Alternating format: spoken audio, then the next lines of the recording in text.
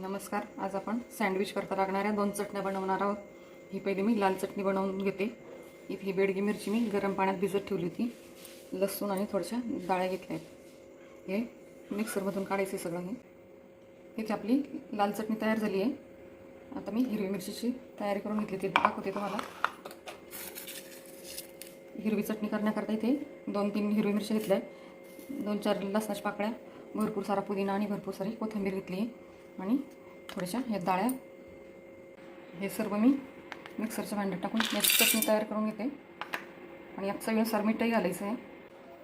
इथे आपली ही ग्रीन चटणी तयार झाली आहे.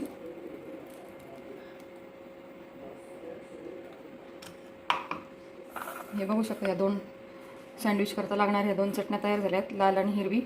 तुम्हाला आवडल्यास माझ्या चॅनलला लाईक, शेअर आणि सबस्क्राईब करायला विसरू नका.